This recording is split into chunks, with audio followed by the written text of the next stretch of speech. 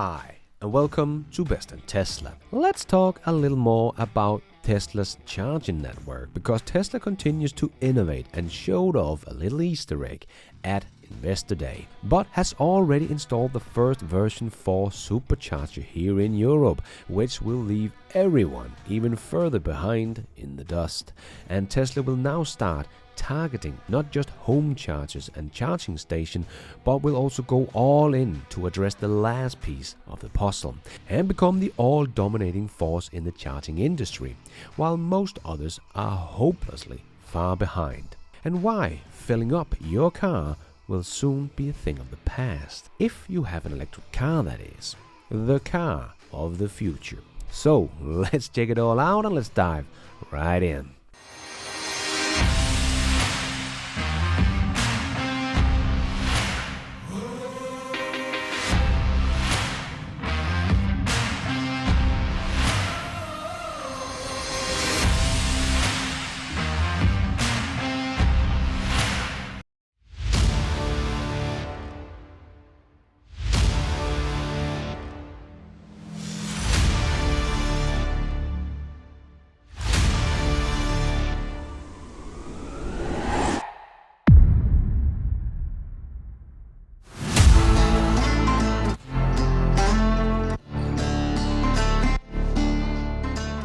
Tesla has understood from the beginning that a good charging experience is the linchpin of the electric vehicle adoption. That is why Tesla today has the biggest and best fast charging network in the world, where Ford, GM, Volkswagen, Mercedes, Toyota, everyone else has none. And comparing Tesla's superchargers to the industry competition like Electrify America in the US or Ionity in Europe really shows why Tesla is the most beloved charging experience out there. They have the most reliable charging networks by far in the world, with an uptime of more than 99.9%, while the others have an average of 72%. In 2022, Tesla provided 9 terawatt hours of charging. About 50% of that was delivered through Tesla's convenient home chargers, so the other 50% was from their charging station. And if we say the average cost per kilowatt hours is about 18 cents, we are talking about Tesla earning something like $810 million in revenue on their charging stations in 2022 alone. And this will rapidly increase over the next couple of years, as they will see more charging sessions as Tesla sells more cars, open more chargers, and open up the chargers to other EV users as well. As of now, Tesla runs and operates about 80,000 public charging points, where a little over half of that is their supercharging stations. And we did get confirmation at Investor Day that what I talked about in my last video about charging, where I mentioned a Texas EV incentive program which gave grant to install fast EV chargers as long as they supported non-Tesla cars, that program got applications by Tesla back in April 2022, and the amount of the grant, which can cover 70% of the cost of the charger to a maximum of $150,000 per charger. Tesla applications ask for as little as $30,000 per charger, while most other applications were claiming the maximum of $150,000. So of course cost more, as this was the maximum they could get and only covered 70% of the cost. So as I said, it would mean that Tesla's superchargers cost no more than $43,000 per chargers versus maybe $200,000 from the competition, based on the document in these applications to the program. And at Investor Day, Tesla showed off this chart where we can see their cost of deployment of superchargers. And as you can see, in Australia and California, the cost is just around or maybe a bit over $40,000, and in New York it actually looks like it's even a little bit under, where we can also see the competition average is about 4 times as high. So that was very cool to see, and also shows us that no one else will be able to keep up with Tesla on the deployment cost of supercharging stations.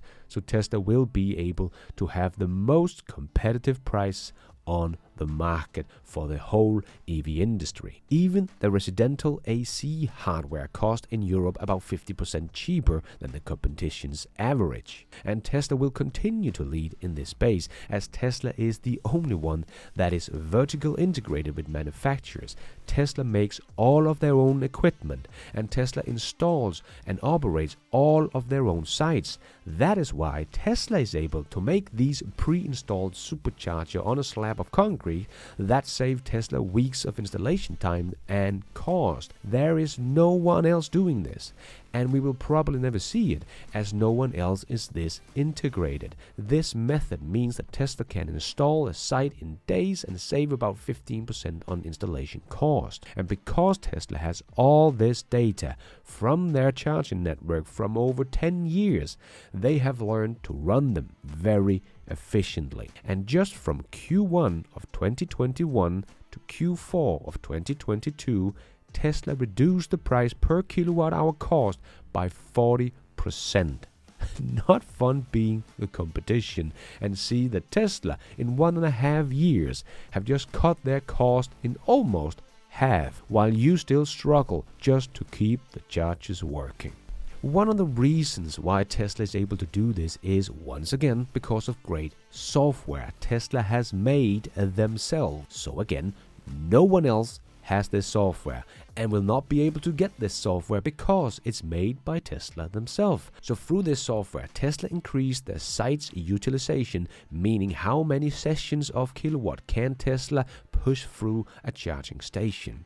And because Tesla has trip planner in their cars that knows everything that goes on at the charging site, Tesla has been able to direct customers to other chargers if the one they were going to was getting busy, spreading out the uses of Tesla's chargers over more sites, so not everyone was driving to the same site. Again, this is something no one else can do because they don't make the cars, the chargers, the charging station, and the software that combines it all. So they will not be able to do what Tesla has just done here, cutting wait time in half, but at the same time getting more kilowatt hours through the system. Just so impressive. So if you hear people screaming about how Tesla's customers are sitting there in queues all the time waiting for a free supercharger stall, you can show them this chart, because as you can see, 1% of Tesla's customers experience wait time. So 99% of all Tesla customers never wait for a free stall,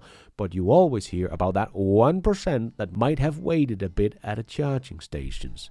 These people just don't know what they are talking about. And Tesla has only just begun. Today they use live site data to see how busy the stations is, and the car's live data to redirect them if a station is getting busy. But in the future, Tesla will also use projecting site occupancy based on the cars currently routing to those sites. Ultimately, Tesla sees this as the air traffic controller for electric vehicles, charging across all infrastructure on a global basis. This is going to be even bigger than I thought. This is huge, as no one else on the planet can do this as of now.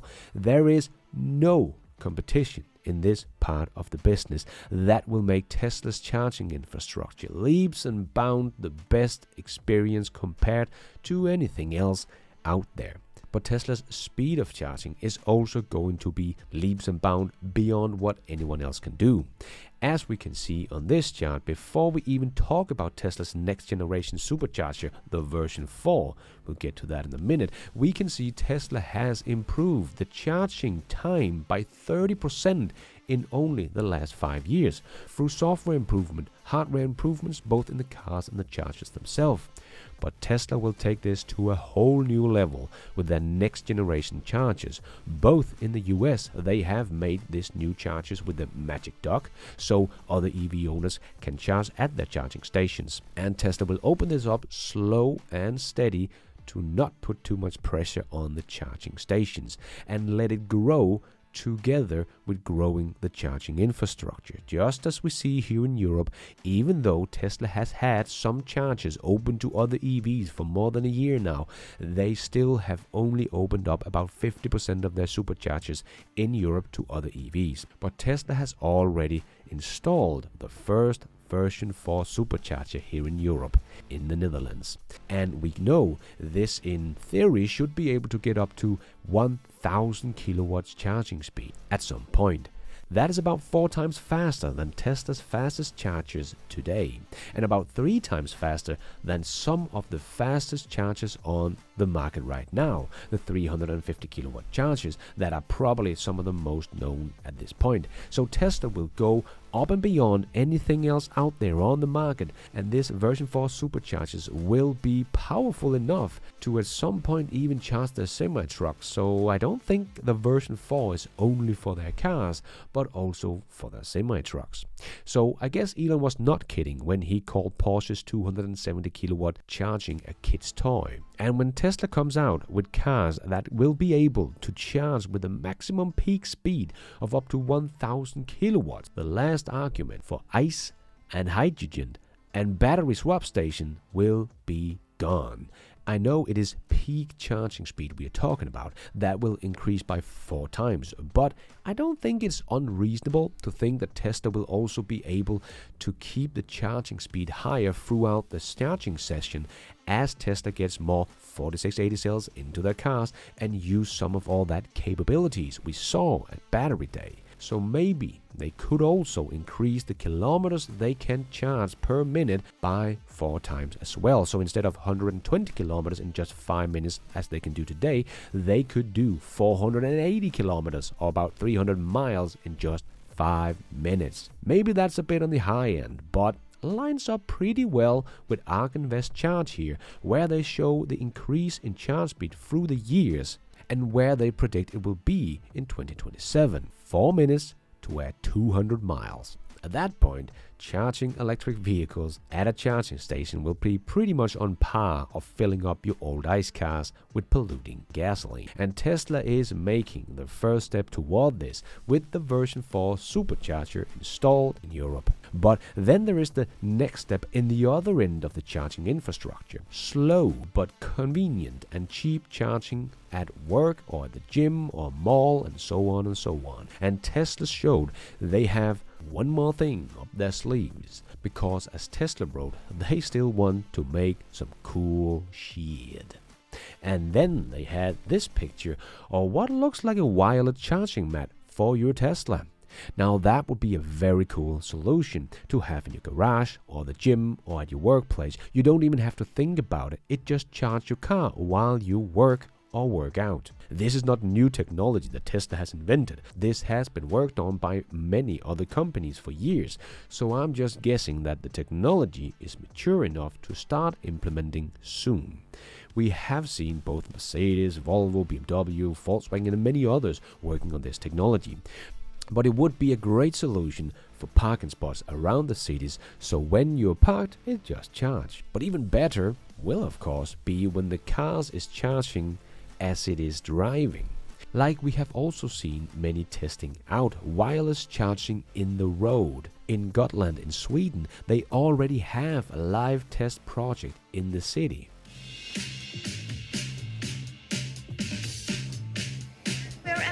Electric road. It's a wireless electric road, so we are charging while driving right now.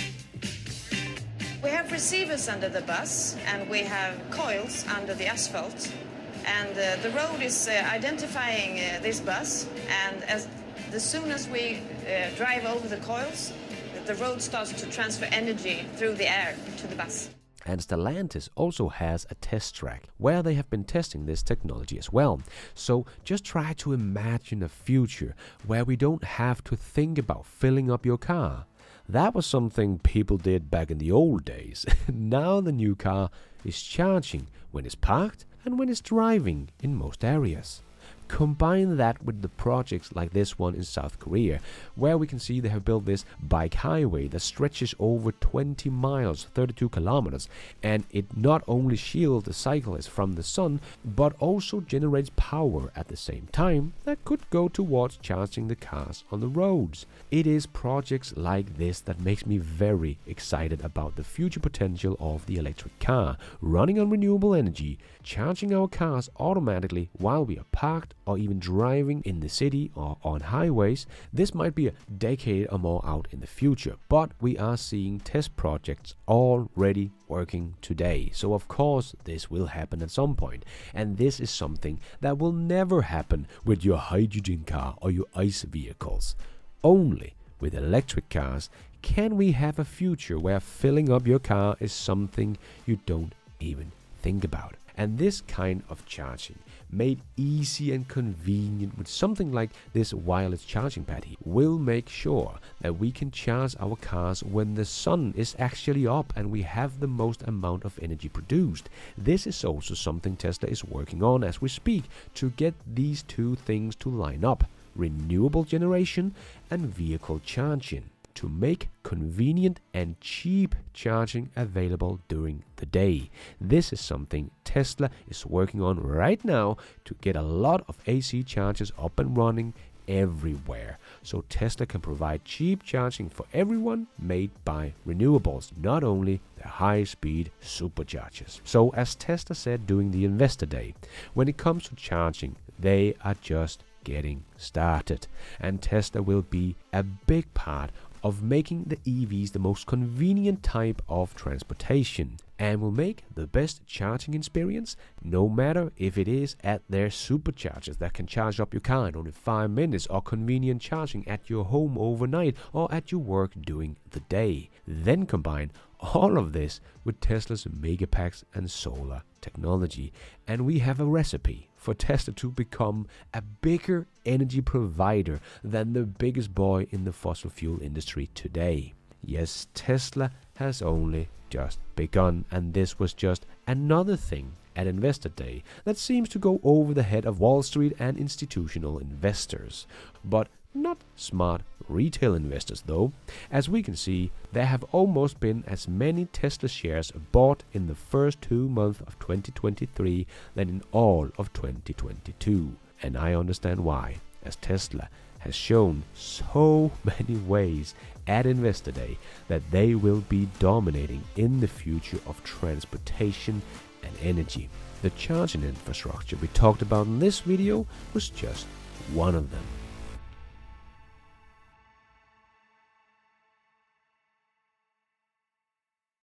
And thank you for watching. And until next time, take care out there and be nice.